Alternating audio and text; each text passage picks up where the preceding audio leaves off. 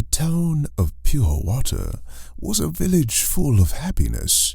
Unfortunately, a dark presence was making its way upon them. This will take care of that pesky village. Agnes tells Alice she must stop the men trying to falter her plans.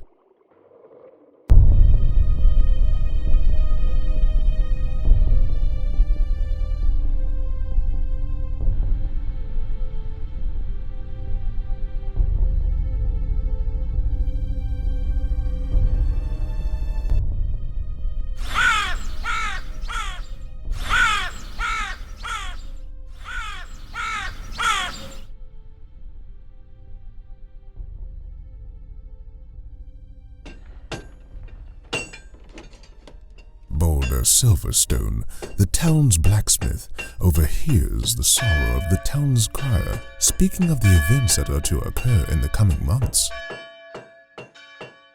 Boulder wanted to believe what the crier said was true, but realizes he must protect his niece Jade from any harm to come, even though he was never one to pursue danger. After weeks go by, Jade started showing sickly symptoms. 4 months later, everything the crier prophesied was nearly in full effect. As time goes on, the whole village struggles to survive.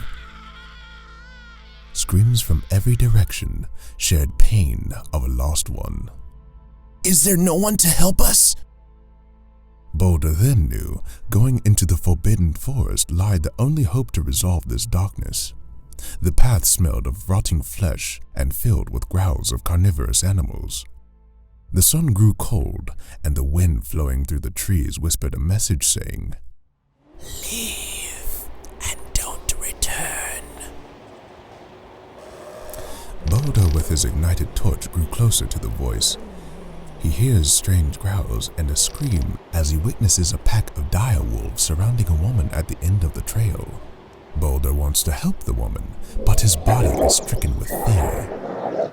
Filled with the strength of his niece's amulet, he drops his torch and runs straight towards the hungry wolves. The two shared tales of each other's lives and the pendants that were strangely attracted to each other. As the night goes on, they naturally began to gravitate closer as the fire begins to dwindle. The next morning, Alice states that if Boulder continues his path, he will die. He responds, "If I give up now, what hope would the purest of hearts have in a world full of darkness?" She disappears into the fog of the forest without a trace. She must convince Agnes there is no longer a threat. Before returning to the cave, she overhears the underlings mention her mother's name. At this rate, the village is doomed. Yeah, thankfully Agnes got rid of that Azura.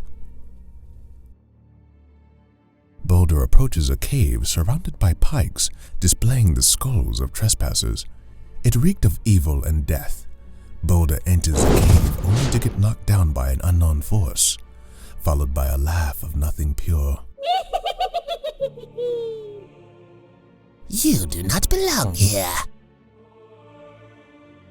As Agnes lets loose her black magic, binding Boulder defenseless, slowly turning him to stone. From within the distance, Alice watches the encounter.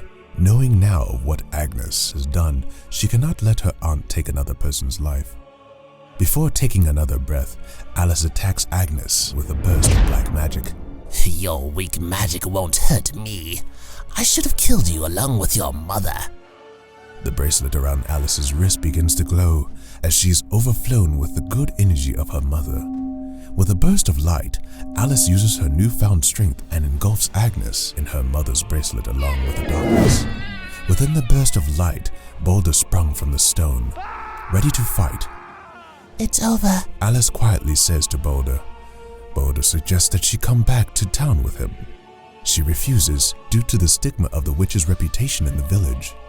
Alice says, "What if they don't accept me?"